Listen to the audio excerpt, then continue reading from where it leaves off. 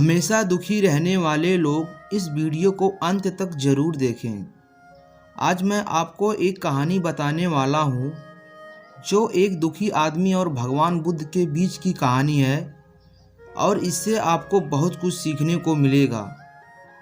जैसे आप सुने होंगे, जो पानी गतिशील होता है वही स्वच्छ और काम के लायक होता है और जो रुका हुआ होता है वह कभी भी कीचड़ बन जाता है। इसीलिए हमेशा गतिशील रहें।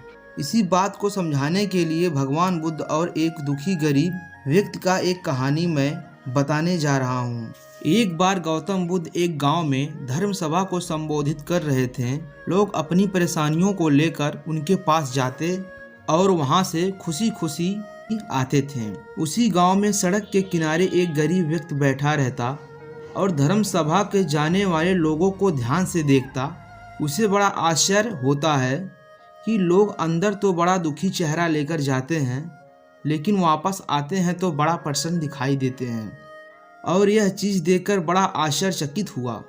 गरीब को लगा क्यों ना वह अपनी समस्या बुद्ध के सामने रखे। मन में यह विचार लिए वह महात्मा बुद्ध के पास पहुंचा। वहां जाकर उस दुखी गरीब व्यक्ति ने देखा कि लोग लाइन से खड़े होकर अपनी समस्या बता रहे हैं और भगवान बुद्ध मुस्कुराकर सबकी समस्या का हाल बता रहे हैं। जब उसकी बारी आई तो उसने सबसे पहले महात्मा बुद्ध को प्रणाम किया और कहा, भगवान, इस गांव में लगभग सभी लोग खुश हैं और समृद्ध हैं, फिर मैं ही क्यों गरीब हूँ। इस पर भगवान बुद्ध मुस्कुराकर बोले, तुम गरीब और निर्धन इसलिए हो क्योंकि तुमने आज तक किसी को कुछ नहीं दिया। आश्चर्यचकित होकर गरीब बोला, भगवान, मेरे पास भला दूसरों को देने के लिए क्या होगा।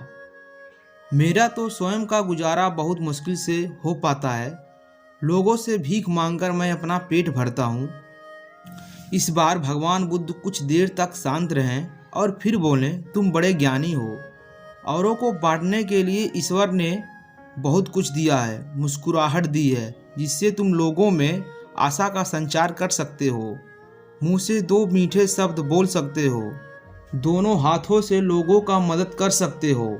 ईश्वर ने यह तीन चीज़ जिसको दी है वह कभी गरीब और निर्धन नहीं हो सकता। निर्धनता का विचार आदमी के मन में होता है और यह तो एक भ्रम है, इसे निकाल दो। यह सुनते ही उस गरीब आदमी का चेहरा चमक उठा। तो इस कहानी से आप समझ गए होंगे कि दुखी और गरीब होना एक भ्रम है, ना कि वास्तविकता। आप जैसा सोचेंगे वैसा बन जाते हैं। आप दूसरों का मदद करेंगे, आप हमेशा खुश रहेंगे। तो ये था एक दुखी गरीब और भगवान बुद्ध के बीच की कहानी। और आप इसी तरह ज्ञान की जानकारी जानना चाहते हैं जिससे आपकी सकारात्मक ऊर्जा का संचार होता रहे, तो ज्ञान 99 यूट्यूब चैनल को सब्सक्राइब कर लीजिए।